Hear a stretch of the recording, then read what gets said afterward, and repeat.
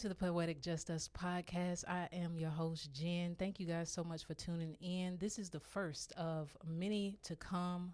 Just Right Productions. So thank you so much for tuning in. And please go to my website at www.justrightconsultant.com and get to know a little bit about me as your host as well as the podcast. This podcast was created as a platform for artists to be able to share their stories. So it's the goal is to connect the artistry to the artists. So again, thank you for tuning in. Please make sure you like, subscribe, and turn on that notifications because this is just the beginning to many, many things to come.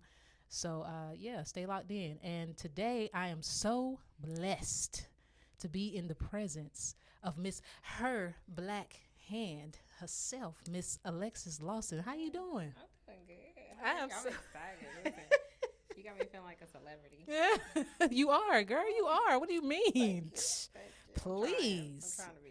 But no, seriously, we are like the celebrities of this era, I believe. I think we are. So tell me a little bit about kind of your journey through creativity and writing and first of all, also what led to you coming to terms with the name Her Black Hand. I want to know that. Look. And let me know kind of your journey through artistry and just creativity and writing that led you to where you are today.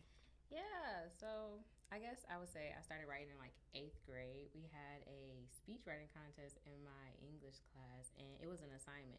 But I was like, oh yeah, I can do this. And it was like throughout the entire 8th grade, and you got to compete with different middle schools. And so I wrote a speech about this girl who had a YouTube channel. She had cancer, and she ended up passing away because I thought, she did makeup. That's something I was interested in at like 13. So I was like really passionate about it.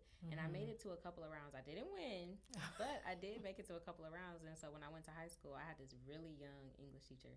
She was maybe like 22, fresh out of school, but she was with all of these like seniors and juniors, and they gave her a freshman class just for one class. And I think she really took us underneath her wing and tried to make like English fun, like learn about like Shakespeare and all of that, which, I'm not saying it's bad. It just wasn't what I wanted to learn at 14. Right. But she made like poetry and like creative writing really fun. And we had an open mic. And that was the moment I was like, oh yeah, I want to be a writer. You get into high school and they tell you like, what do you want to be when you grow up? Like, what do you want to do? And I'm like, I just want to graduate high school. I have no that's a goal right there. Like I just want to graduate high school. Like I have no clue what I want to do. And so that class is really what like sparked it off for me because I was like, I want to be a journalist. And then I did like a journalism program with the Charlotte Observer, and I was like, I don't want to be a journalist. And I was like, well, I'm going to write books. And at 15, 16, I had no idea what like being an author looked like, how people got to where they are. And so like it's really just been like a journey of just like learning how to do all of the things that I do now. But Her Black Hand came about my senior year of college. So I only did like one semester of a senior year because I came into high school with a degree.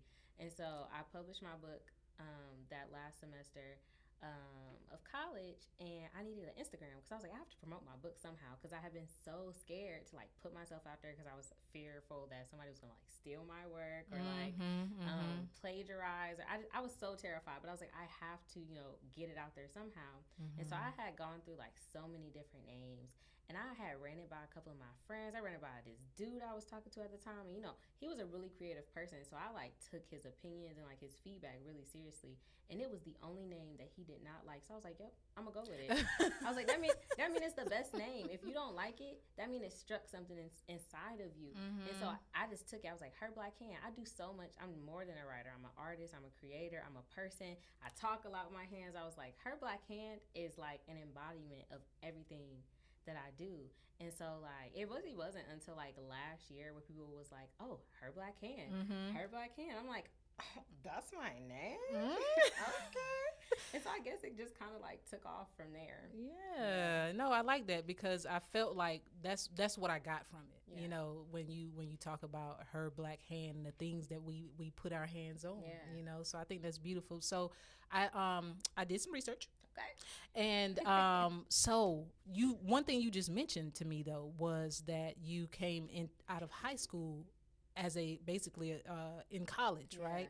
So I read that you had your second degree at age 19. Yeah. Girl, you look, listen. So tell me a little bit about your college experience, because when I think about college for me, and particularly as a creative coming out of high school and trying to figure out what I wanted to do, because it was kind of similar. I was like, I don't know what I want to do. I just know I don't want to work for nobody. Right. So tell me about your college experience, because when I think about myself, I think about I went to college. I went to NCCU, Eagle Pride, and it was like I had this adult mind that I could do whatever the hell I wanted to. You know what I'm saying? So it was like, you know, I wasn't into the college life. A lot of times my life was outside of college, and so it was I guess a deterrent a little bit. And I ended up dropping out, going through family, having a family, and then I didn't get my degree until I had a family, kids, married, all those kinds of things. So tell me about your college life, and do you think that the culture of college and the idea of college being the next route for kids that are coming up now, you know, because we got the internet now. See, I ain't had all that, you know, so the internet is a big thing. Being able to be successful is not calibrated by your, you know, education background nowadays. So what are your thoughts about your college experience, and do you feel like it really catapulted you into your career as a freelance writer and entrepreneur? Well, I went to high school in Charlotte, North Carolina. I'm originally from Cleveland, Ohio, and so my late middle school years and like high school years, I was in Charlotte, North Carolina, and they do zoning. And so I didn't live in the best neighborhood because I come from a single family from Ohio. In Ohio, $40,000 can get you a lot. $40,000 a year here can barely get you anything. Right. And so I lived in like a pretty rough neighborhood, and so the school really wasn't the best. And so at the time where I was entering into my junior year, they were like, well, you're going to have to go to an even worse school. And I'm just like, this school already has gang fights and things like that. What's worse? Like, this is not meant for me. And so then I got presented with the opportunity to be one of the first graduating classes of a middle college program, which is where I got my associate's degree I basically completed all of my last 2 years of high school before I got into junior and senior year. So the last 2 years, I just did my associate's degree. And so that's how I, you know, came into App State with basically like 71 credits. So I came in as a second semester junior. Wow. Yeah.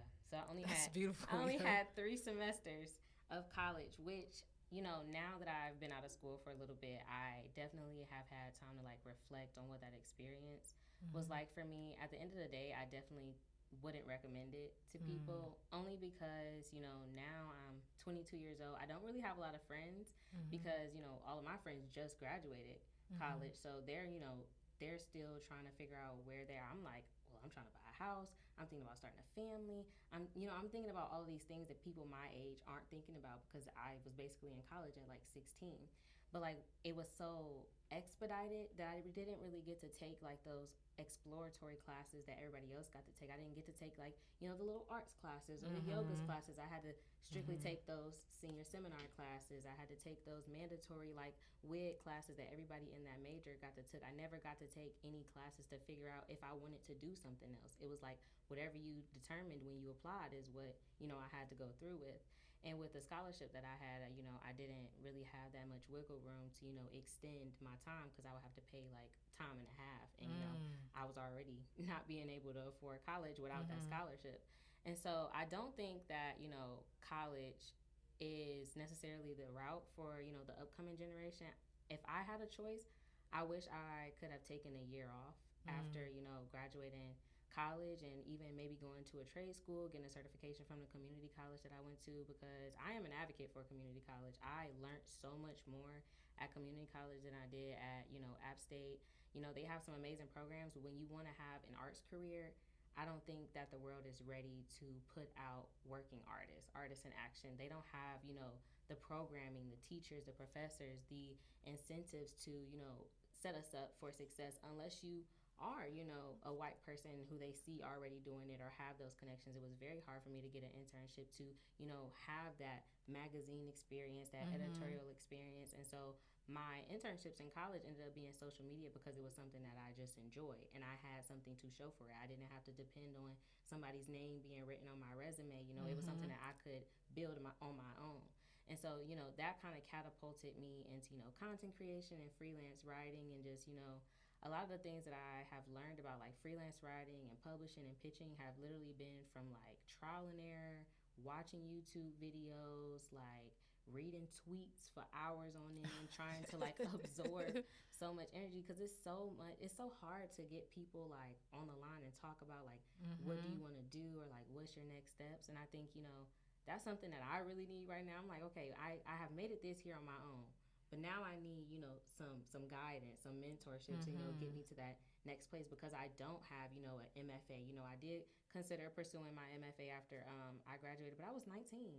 I was exhausted. I was tired of being in college. I was like, this is going to be the degree 3. I still have no clue what I want to do. Do I want to be a writer? Do I want to be a teacher? Do I want to, like, all of these things were still so unanswered. But like the people who are doing what I want to do, they have, you know, those advanced degrees, but it's just like I'm not in a space, one, financially to go back to school, and I'm not in a space mentally where I'm ready to put everything that I've worked so hard for over the last 3 years like on hold. Like the life that I'm building, the dreams that like have come about, all like the different turns that have come, like I'm just not ready to put that on hold to conform to, you know, somebody else's steps of what success looks like, because that may not be what is like realistic for me.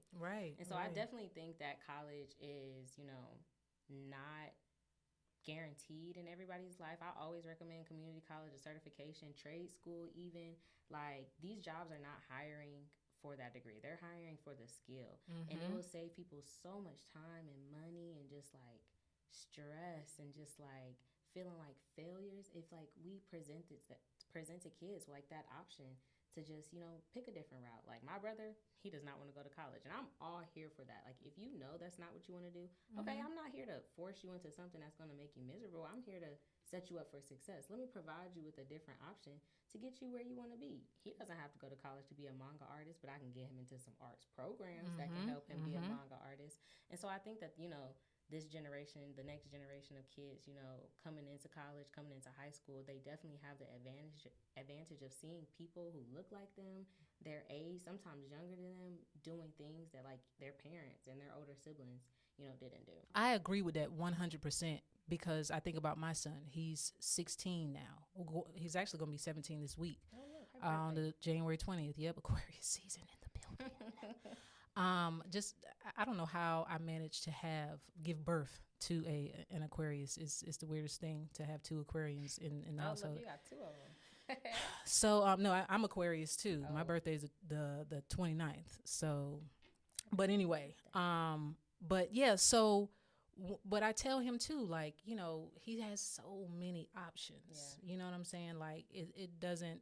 You don't have to feel pressed to feel like that's the next thing for you because you have so many. Back then we didn't have a lot of options. You know what I'm saying? Like we weren't exposed to them. That's what I should say. And so it was kind of like, okay, after high school, you're going to college because you're getting up out of here. Right. Because you need some like free room and board because I can't afford you anymore, which is, I kind of feel the same way about my son a little bit because he won't stop eating. But anyway, so you did work as a teacher though, right? I did. Yeah. How did you like that? It was an adjustment. I think it was an adjustment because I was 20 years old and my kids were like 11, 12 years old. And my brother at the time was 12 years old. And so I'm like, oh my God, y'all are just like my brother. Oh my goodness gracious. Did you have the patience? Were you able to maintain the patience with those? I tried. I definitely think that I am so grateful that I got to, you know, experience that so early on because it gave me, you know, a newfound appreciation for children. When I first came into college, I was a secondary ed major. So I wanted to teach high school English. And because my high school English teacher, like, changed my life. So I was like, oh, yeah, I love it here. But being able to teach elementary school kids, I got to work with the special ed kids. Like, it opened me up to a world that I hadn't even considered. Like, I learned so much about myself, about the adult that I want to be. Because, you know, I was an adult legally, but I was still somebody's baby. I was still figuring out what I wanted to do. I still had to call my mama and ask her how to write a check. And so, for real, being able to just like teach them. And I worked at a very low performing school. So like some of my third graders couldn't write their names. Like, so it was, you know, when you think about it like that, it's like, how do you get them to write poems and how do you get them to write stories when they can't even write their names? And so, you know, it forced me to think outside of the box. It forced me not to conform to what the school district wants them to learn, because not everybody learns the same. And so, you know, it was very hard at first, especially during a COVID year. Like, I taught during 2020, that first year of COVID. And so, you know, I focused a lot on like oral storytelling, because if they couldn't write it and they couldn't read it, they could talk. They could talk. That's still a form of, you know, storytelling, poetry, spoken word. And so it gave me an opportunity to not only, you know, be an ally and a spokesperson for them in the building with all of these, you know, veteran teachers who are so stuck in their ways and not wanting to, you know, help and just, you know, do what the school district says. But it gave me a sense of like, you know, empowerment, like that I'm empowering these little people to not only like share their stories, like even like some of the little people, they share such personal and like hard stories, because, you know, it is a very underfunded, you know, neighborhood, community, city. And so like just learning, I learned something every day, if whether it's about them, whether it's about myself, whether it's about, you know, type of communication styles that I needed to have, that I wanted to have, that I wanted to encourage other people in the building to have. You know, that was really like, I have not had a job that I have learned so much about myself from. And, you know, as a person who doesn't find value in like staying at a job for a long time, like you've been working for what? Listen, 30 years? 30 years. Like that 1 year was really a stepping stone into like the person that I am today, the person that everybody gets to interact with today. Because I wasn't, you know, this super duper confident person. I remember my first day, it was right before the kids had come back to school. I had a panic attack in the break room. Girl. And I was going to quit. Stories. I was going to quit. I was like, is this how every day for the next year is going to be? And like the veteran teachers were not looking out for me. They were not helping me out. And I'm just like, this is about to be my life. I was just like, I'm so glad that I didn't let that, you know, panic attack in the break room deter me from, you know, fulfilling my purpose in that building. Because so did you work in person during the pandemic? I worked in person. We did like 2 groups of students for the first semester of the year. So we did A group and B day. But on that second half, we were 100% in person because our kids were doing so bad virtually. And so that was a, you know, adjustment. But I loved being a teacher. I love kids now. You know, if you ask 20 She said now. Now, I love kids that I can give back now. That's the part. Let me give them back to you. I borrow them. Because they are, you know, a blessing. Yeah. I learned that, you know. Yeah, I'm glad that you said that, because I think that is the most rewarding part about being an educator. Yeah.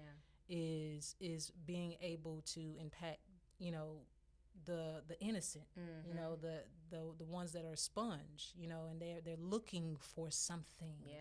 You know, because I've found that, you know, I connect better with the youth a lot of times than I do with adults. I'm like, I'm confused. I don't understand. But yeah, so I mean, like I think that's something that's so rewarding about all the heartache that teaching kind of causes, and the up and down emotions, because you care about the kids, but at the same time it's like, look now, this paycheck, the math ain't mathing. So at the end of the day, you know what I mean? But so are you still, I know you did some workshops recently, so tell us about that experience. It was amazing. I'm so mad I missed it. But I know that it was amazing. I've seen some of the footage. How did that feel for you, kind of being back into that teacher role? But with adults this time. With adults this time. It was so great. I didn't know that I missed teaching so much until I was like preparing my lesson and picking out the videos. Like it really felt like I was back in, you know, the elementary school trying to like get my kids interested in writing and poetry and like creative writing. Like it was so great. I loved it. I think I love just being able to, you know, share spaces with people. And I am always honored when anybody comes to my class, even when my class was mandatory for kids. You know, kids don't always like to come to class, Right. but to have people like excited to come talk to me and for me to talk to them, like it was just such a nice experience. And I think I see you as a teacher. You think totally. So? Everybody says that. I totally see you as a teacher. You have that warm feeling like that you could, like, you know, really make an impact on especially I see you as a kindergarten teacher. Listen, for some reason, I taught K through 5. Yeah. That's I your age. Kindergarten. I couldn't deal with the they're so clingy. Yeah, They're you know, so I need to be able to tell you about yourself. You know, even because I taught 4th and 5th, so they were it's just my like favorite. yeah, 4th and 5th is my you can favorite. Talk. Right, you can right. be like, please sit down. Yes, please sit down. And you don't have to worry about the waterworks for 10 minutes now. Exactly. And they get my jokes, so you know, it's a win-win for me. It is. So I want to talk a little bit more about your advocacy and some of the things that you talk about for young Black women. Yeah. And really being sort of a vessel for being able to speak on topics that are often, you know, kept away. And a lot of times people don't have the voice to be able to do it, even if the topic is, you know, out there. A lot of people can't speak their opinion on it. Yeah. So what kind of catapulted you into feeling like that, you know what, this is my element. I feel like I need to speak for Black women, or just women in general, particularly Black women, in this sort of advocacy role. What led you? Like, what was the point where you felt like, okay, I can use my creative writing, my poetry, myself to be an advocate? I would have to say, just being in college and getting my heart broken and stumped on over and over and over again. I went to a PWI, so all the boys who looked like me was on the football team, and all they wanted was the girls who did not look like me. And the ones who did want me, they just wanted to get in between my legs. And so I always, you know, being 18, you think, oh, things will change. You know, this is my gateway into, you know, being in a relationship, being in that, you know, college love type thing. And so a lot of my friends was going through the same thing, and I was just like, why are we all going about this and not talking about it? And I remember it was like one of my first open mics in college, and it shook the table. It shook the campus, because I did it. I literally left campus to go to Charlotte and performed at an open mic, and it made its way back to campus. And it was just basically about this dude who, like, hurt my feelings. And he was just, like, embarrassing me. And, you know, when you don't know stuff and it comes back to you, like, wow, everybody in my face knew what was going on and didn't, like, talk about it. And after, like, I did that poem, like, the conversation started.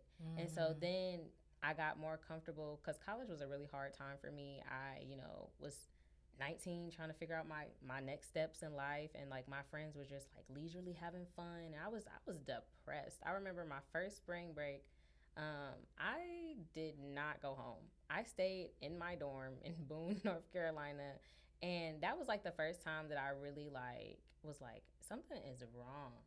Something is wrong. And I'm just like, my friends, something is wrong with them, and they're just like drowning it in like all these different coping mechanisms. So I just started to like write. And it really wasn't until maybe last year where I really found, you know, a rhythm and like my voice and like how I wanted to, you know, come across. I think for me, I don't have a lot of those like lessons that I crave. Like I wish somebody would have like talked to me about this. And so I am becoming all of the lessons that I didn't have, so that my kids and my siblings and my cousins and everybody who is, you know, looking up to me, because I am the oldest of like 20 plus grandkids. And so like they're all, my grandma has like 6 kids. And so they're all much younger than me. And so when they see me doing things, I'm like, okay, not taking on that pressure of like I have to be a role model, but I'm just like, you will not have the answers the way that I did not have the answers. And so, you know, kind of just writing through my own, you know, healing and giving other people spaces in my own words to feel seen and know that like you are not alone. Because sometimes the biggest comfort that we can give somebody is letting them know that they're not alone. They're not alone. You know, sometimes people don't want to talk about it. Sometimes people don't have, you know, the confidence to, you know, display their feelings in the way, you know, that we display our feelings. And sometimes I still don't. There are so many things that I have written that I know will like touch somebody that I have yet to, you know, ungrip because I'm so like embarrassed that I, you know, either put myself in this situation or I was put in this situation or, you know, just chatter. Yeah. But, you know, I realize that I'm not, you know, the people who are on the front lines. But I am the mediators behind the curtains. You know, I am the ones, you know, medicating the wounds. I'm not the ones out there fighting. And, you know, that was okay for me. I felt like, you know, especially being a part of an organization, Delta Sigma Theta Sorority Incorporated, where we are always, plug, where we are always, you know, on the front line, always heavy hitters, you know, that is something that I had to, you know, creep into. It wasn't in my comfort zone. But, you know, writing and speaking, you know, mentorship has really given me a platform where I could be on my own version of a front line because people are still hurting in their own spaces, in their own minds, the same way that we hurt in our own spaces, in our own minds. And so I guess, you know, that part of advocacy, you know, that private advocacy, because sometimes we just need somebody to, you know, be that ally and be that voice for us, because sometimes we don't have the energy to be it for ourselves. And if I've found so many days where, whether it's a song, whether it's a poem, a book, where it's just like, oh, this just made me feel so much better. Absolutely. This just made me feel so much better. I've felt that plenty of times, and just being kind of getting immersed into the whole poetry and creative. Well, I've always been a creative, but not. This is something else. This has been something else.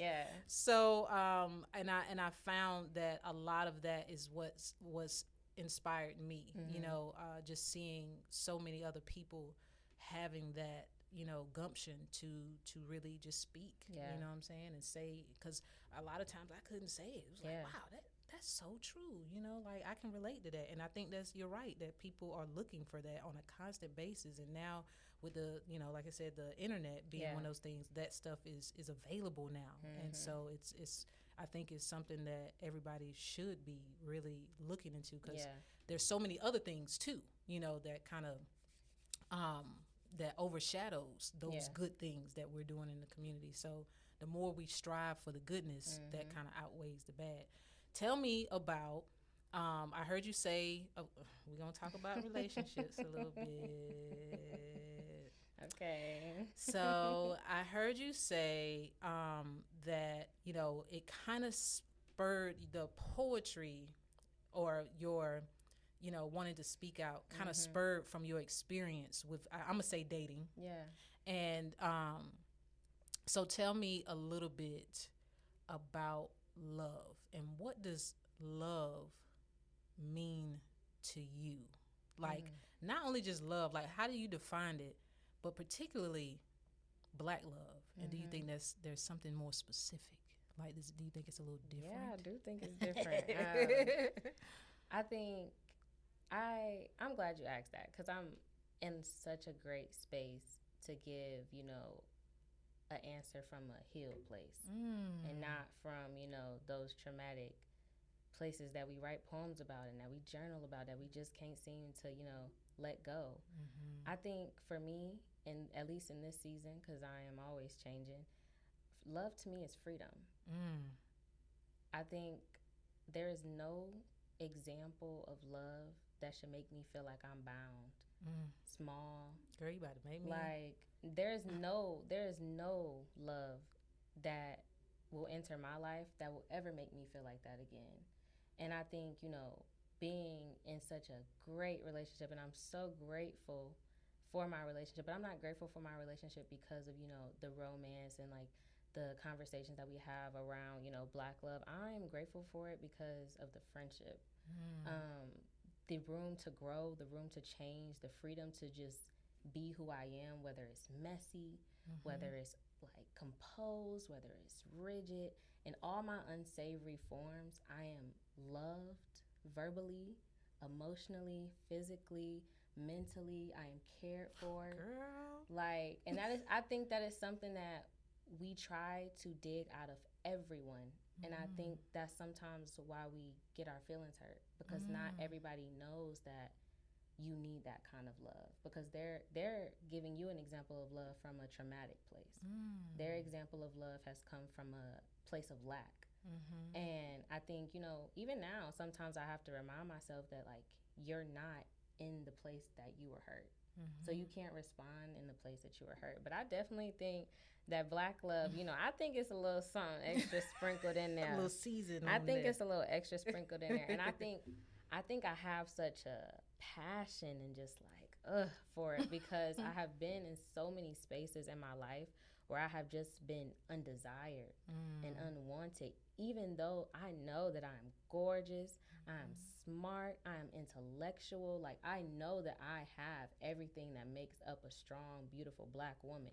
Girl, I have been in so many places where people have tried to make me feel so small about being everything that I am, whether it's relational, platonic, and I just don't want to be in spaces like that anymore. And I think being with a Black man who appreciates Black women, even outside of a relationship, you know, everybody compares everything to, you know, your mother, but like, it's not about your mama, it's about a woman. Like, any woman on the street, will you respect her the way you respect me? Will you speak to her the way you respect that you will speak to me? Like, I'm judging you based on how you treat other people. How you treat me is a reflection of how you treat other people. Because if you're a rude person, if you're a disgusting person, like, that's going to reflect in how you treat me. And so I think that, you know, the love and the respect. That's a good point right there, though. Yeah. Like, aside from your mama, because everybody always look at it as how a man treats his mom, but you saying anybody. Yeah. Like, how you treat anybody. And I think also, you know, this is something else to point out, because, you know, Black men, I can't speak for everybody, but from my experience with Black men, they seem to feel like they cannot give you anything if they are not everything. Ooh. And no, y'all heard really, that? live for real. Listen, and I think that definitely is conditioning from, you know, so many Black men being raised in single parent households and having to take that role of being a man. You know, my brother, he's 14, and I always, you know, me and my mom are definitely trying to cultivate a space where he never feels like he has to be that man, because he's not our man. He's our child and our brother. We're not there to depend on him, to rely on him. He's there to learn from us, to exist in the world. We're there to mold around him and give him a space to become the man that he wants to be, not who we need him to be. Because at the end of the day, he has to live a life for himself. And I think that a lot of Black men never got the opportunity to believe that, like, their life is for themselves. And I think that really translates into how, you know, Black women and Black men interact. And I think it really just stems down to, like, the respect of it all. Like, I need you to respect my views. I need you to respect my evolutions. I need you to respect my love. I need you to respect yourself. And I think when you have all of those things, and, you know, also, you know, open communication, and just like going back to what I said, just about being free. Like, people want love, but they want that honeymoon love. I want to know you're gonna love me when I have nothing to offer you. I want to know that I can break down and you'll still think that I am the most powerful being to walk into this room. I don't want to know that you think I'm pretty when I'm all made up. I want to know that you think that I'm triumphant when everything against me was meant to knock me down and I kept going. You know what I'm saying? And I think that, you know, I've never been in, you know, an interracial relationship, but it has also never been something that, like, I, you know, intended to go after. I've always been like, I'm a ride behind the Black man. Listen, I'm a stand behind the Black man. I'm a stand behind him, because the promise, the talent, the creativity that is just like stored up inside, because nobody gave them a space to just be. Like, I believe in a Black man. They don't have to show me anything. And I will believe in them, because I think I just believe in everybody, but especially a Black man, just seeing how, you know, how they are treated, how they are so unloved in a system that was never meant for them to, you know, succeed, to thrive. Like, you know, and you know, we talk about women at the forefront of all movements, but like it's because it's out of love. It's out of that, you know, belief that like you can do it. That I'm gonna cook you a meal so you can have the energy to go do what you gotta do. I'm gonna create a space for you to just exist where you don't have to bring those, you know, burdens and like baggage. Like I think that Black love creates a space for not only us to hold each other accountable, but it just holds a space for like just an energy exchange. Like you don't have to always be at 100, because I know I won't always be at 100, but as long as we're continuously like going back and forth with the energy and making sure that, you know, we are continuing to show up, we are constantly checking in, we are constantly, you know, doing what we got to do, not only to become our most whole and well-rounded personal selves, but to be, you know, the triumphant couple or the triumphant pair, you know, partnership. I think that is, you know, definitely something that is special, you know, that I think, you know. I can see Nick right now. Listen. Like, yes. Listen, that man has taught me so much. Like, I got into this relationship in such a, you know, broken place, running away from all the things that I swore that I would never allow in my life again. And, you know, he just really showed me shout out the end. Listen, shout out to Nick. Yes. Shout out to Nick, and shout out to his mama for curating this wonderful package of a man. But he had just really shown me that, like, that I am a woman. I think, you know, love for me is, you know, empowering in that way. You know, I think women, Black women, spend so much of our lives searching for the, you know, those identifiers that make us feel like a woman, that make us, you know, not have to prove to our aunties and our moms and our grandmas over and over again that we're adults, that we're grown, that we're handling our business. I think that love has completely shifted the way I speak to myself, the things that I allow in my space, the things that I, you know, the spaces that I put myself in. And it has just like empowered me to just be like this badass. Like, I don't ever want to be small and in a box and standing behind some weak man who couldn't even speak up to his parents for me. Like, I don't ever want to be in that position again. Girl, and so to just be surrounded with like such friendship and like constant reminders that I am your friend first, because, you know, we hold on to our friendships sometimes a lot looser than we hold on to our relationships. And like friendships are one of the most important things to me. Like, I would rather be your friend than harm you as your lover. And do you see the jewels, okay, that are just coming right now? Okay? That's just, you know, I think that is, you know, the key to, you know, Black love, being a friend. I think we're all searching for a friend and somebody. We'll always need a friend. Yes. Friend and freedom. So that makes me think, I heard you say the cooking. Y'all, please, we'll get to that. Listen, so do you, for some reason, you in particular have managed to merge this together so nicely. Thank you. Cooking, love, and poetry. Yeah. I totally see a poetry cookbook. Yes. It's in the plan. It's in the plan. I gotta travel to some more countries and learn some tricks. Yeah. I love it. So was cooking like a thing for you when you was growing up, or you just kind of felt like, hey, I want to experiment? Or how did that come into play, and how does that kind of relate to your poetry? Because when you be cutting them greens up and then talking, I be like, damn. It don't just look good, it sound good. But yeah, tell me a little bit about like where did you kind of start to feel like I can merge this all together, because it's all, you know, it's all love. Listen, and I love that. I honestly don't know when. I know that like a year or so ago, I really started like cooking, you know, outside of my like normal, I call them my emotional support meals, because like I got my go-to meals. I'm like, okay, I don't really want to cook, but I gotta eat. But I think it was my, you know, longing for like familial connection, because all of my family is in, you know, Ohio. I moved here when I was like 10, 11 years old, and all of my family, you know, stayed in Ohio. So it was just me, my brother, and my mom. And my mom wasn't really like a traditional person. So like Christmas, we didn't have a Christmas tree. Like Thanksgiving, we didn't like have traditional Thanksgivings. But those are things that like were so important to me, because I lived with my grandma for a lot of my life.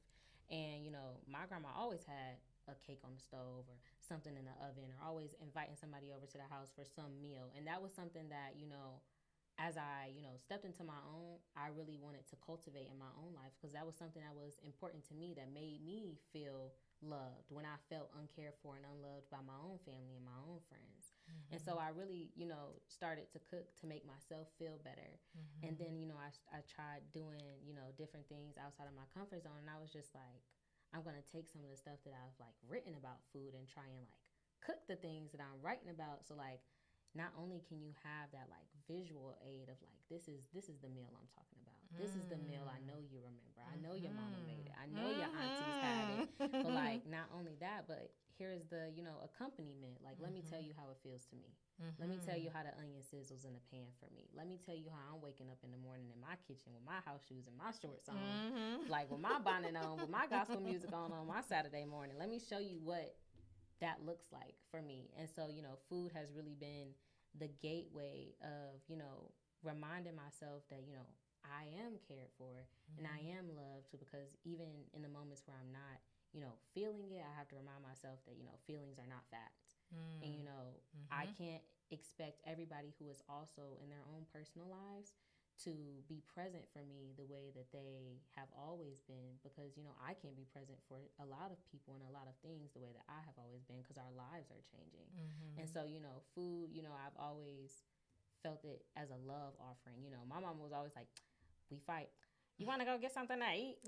You hungry? And I'm like, and, sometimes it is still my peace offering, but like, it is also like, just an offering. I offer this to you, with nothing owed to me in return. And, it's kind of to the point where like, if you reject this meal, it's like you're rejecting my love.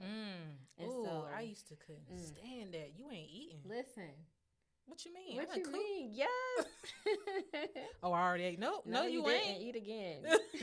Eat again. Go eat this, because I didn't slaved over it. And so cooking has just been like an extension of like my love, like just another physical representation that like anybody who enters my home, enters my space, is gifted something to me. Like, you are loved by me. If you are not loved by anybody else, or you do not feel loved by me, the moments that we share together with this meal or this snack or this drink, I want you to feel loved.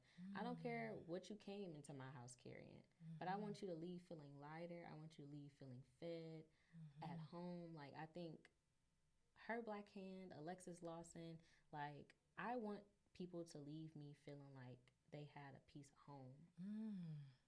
Because I always want people to feel at home. I don't have a lot of visitors, but but like my presence, like I want people to feel comfortable enough to melt. God, boy, you was just oh my goodness! Like so y'all look for the poetry cookbook. Yes. By Alexis Lawson, coming soon, because I will be the first to be looking for that. My seriously. Vegetarian renditions. Oh yeah, and so have you always been a vegetarian, or is that something you just? I've been vegetarian for like 6 years. Oh wow, that's wonderful. Yeah. That's good for you. I still cook meat though.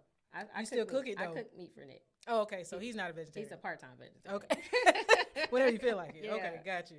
So I was gonna say, I had in my notes that cooking seems very therapeutic for you, but you just went over all of that, and it makes perfect sense. I want to talk about one other thing. Okay, I'm ready. The pole dancing. Oh, yes. I love that. I'm sorry. I love it. Thank you. Because and that was one of my highlights. I was like, let me write this down, ask her about this thing, because it's more like, do you feel like women's sexuality and the idea of being in that sort of sexy element is changing? Because I look at pole dancing now is more of like a sensual, but also therapeutic, also exercise, and it's taking a whole new sort of element than just, somebody dancing on the pole. You know what I'm saying? So I love, first of all, the way that you present that, because I think that you exemplify the idea that, look, I'm on this going, hey, you know what I'm saying? Like, just because don't mean that I gotta be, you know what I'm saying? Right. And that sort of. So, do you think that kind of dynamic is starting to change among women and how we see women's sexuality? I think the dynamic is changing. the more that women release, you know, the stigmas around a lot of the things that we weren't allowed to do as younger women. Because for me, pole dancing, you know, is just exercise because I can't go to the gym. Like I've tried it, gotten memberships, taken classes, a trainer, and it's just not something I can commit to. It doesn't make me feel strong. It makes me feel exhausted. It makes me feel like a failure when I don't continue. Okay, so I'm not the only one. Yeah, like it's not because I like yoga, but I can't. The gym, it's not for me. Yeah, but it makes me feel sexy. It makes me feel strong. Like it makes me feel like I'm continuously progressing. But I definitely think the space is definitely changing. Just based on the women who we have right now. You know, everybody love to say that we are not our ancestors, and you know we are not. We are not. They were on the front line. We tweeting, but but we are not our ancestors in the way that we hold on to a lot of the things that was placed onto us, and we are going out of our way to dedicate more time to ourselves, figuring out what we like to do, defining what sexuality and sensuality looks like in our lives, despite, you know, what our friends might say, what our family might say. And you know, that has, you know, it has always been something that I wanted to do. And you know, whether it has just been not having confidence of like being in a relationship and like wanting to be viewed as something that I'm not, or you know, wanting to, you know, view myself as something, you know, that I had bad like ideas about. But like at the end of this year, last year I bought a pole. I took one class and I bought a pole and I put it up in my room. Listen, and I was like, if I don't buy this pole, I'm not going to commit. And it has definitely been so empowering for me. I think a sexually liberated woman is a powerful woman. I think we as women have been oppressed in that area of our lives. Like we don't deserve pleasure in that way, or we don't deserve to present that way because of, you know, the views of somebody else or how we may entice somebody else. But like, this isn't about you. This is about me. And like I have always been in sports up until, you know, college. And so that little break, I was like, I don't know how to, you know, get back in that because I'm not cheering, I'm not doing gymnastics, I'm not, you know, I'm not running, I'm not doing all of those things. And, you know, my body is changing. I'm like coming into my little grown woman body, and I'm like, every other day, I'm like, I love it, I hate it, I love it, I hate it. But like the lines and the shapes that I get to make just spinning and holding myself up and like failing. I love to fail because not only does it mean that I'm getting stronger to like hold my body up, but it just makes me want to do it more because like the more I record myself, the more I watch, like I'm like, oh my God, you look so long. And as a short person, I always want to appear long, but I'm like, I appear graceful, long, and I'm working hard. And like that is something that I think we all aspire to do. Even when we're struggling, we aspire to I'm officially buying a pole now. Do it. Just saying. Do it. You know, like, I told you I was gonna buy one, and I was like, how much will you get it online? I sure did. Yeah. And I just put it up, and it has definitely, you know, changed how I feel about myself. Cause I be feeling frumpy sometimes. I definitely do be feeling frumpy sometimes, and you know, my body is changing, my life is changing. I wasn't meant to look 12 forever, and so that, you know, that is something that I'm trying to, you know, work through, of like redefining what sexy looks like for me. Whether it's, you know, done up in a bikini and in a little pole outfit, but like it doesn't matter how, you know, if you feel like it's sexy. I like my back rows. I worked hard for them. Okay, I gotta have something to carry all this badunkadunk up. Okay, you know what I'm saying? That's sexy for me. And I think that just like how it's just really helping with my like self-confidence. I think that is something, you know, especially since COVID and not being able to like engage with people, that has really like depleted for me. And I've like struggled to like get back up, whether it's just like talking to people or just like going out there and trying new things. Like this has definitely been something that has like helped me feel like confident. Like I feel so beautiful. You look beautiful. Thank you. Yes, thank you. It's very mesmerizing. Thank you. Seriously, because like, I'd be like, worried. oh wow. Listen, I'd be worried Yeah. I'd be so worried. Like, and I be worried posting poems and stuff too. I think we all we all have those feelings, right? Yeah, I be having. And you're such a great poet, and so for you to be that amazing, and then to still be able to say that, look, I'd be nervous. I'd be so nervous. Yeah, I do. Yeah, and there's really no way to shake that. Like, I feel like it's just a process of being an artist and being a creative and caring about what you do, because you want. I don't think we just want to do it for other people to receive it, but it's more or less of just being so passionate about it that you hope that it's received well. You know what I'm saying? Like, and so that's a beautiful thing. So the last thing I wanted to talk to you about was your book. Yeah. So The Beauty in My Bare Bones. Yes, ma'am. Yes. I'm still waiting on my copy. You said I had to order it online, but I like to. Because I want you to sign it. See it. Yes, you brought the book. Awesome. Yay. She makes my bookmarks and everything. Yes, beautiful. Yes, so here is her amazing book. It's called Bare Bones. Tell us a little bit about it. Oh, I'm sorry. It's called The Beauty in My Bare Bones. I should say the whole name. And you can get it on Amazon, right? You can get it on Amazon, Lulu, Barnes and Noble, wherever you can. And you buy published books. this when you were at 19, last semester of college, 19 publishing books. And so if you're thinking about publishing a book and you're hesitant, 19. Listen, okay? You can do it. Yes. You can do it. And you self-published, right? I did. Yeah, that's beautiful. So tell me a little bit about your book and kind of your process of writing and what you felt like your goals were. Like what did you pour into it? I had no goals. No. Oh, she bought the bookmarks too. I sure too. did. I bought a whole bunch of bookmarks. Yes. But I was in an American literature class that nobody was paying attention in. We didn't have quizzes. Little booties matter too. Yes, little booties matter too, okay? But I was scrolling on Twitter while I was in class, because I always sat in the back of the class, and I saw a pitch competition for this writers competition in Atlanta. And I was like, I don't have a book, but there's like 4 months in between February and June, so I could, compile some of the work that I've already done, write some new stuff. And so that was really like the driving factor for completing the book. And so I had no intention of publishing the book. I only had an intention of pitching it to possibly get a book deal. While I didn't get the book deal, I sat it aside. I went to London for a month, Paris, and I came back and I was like, I'm just going to publish it myself.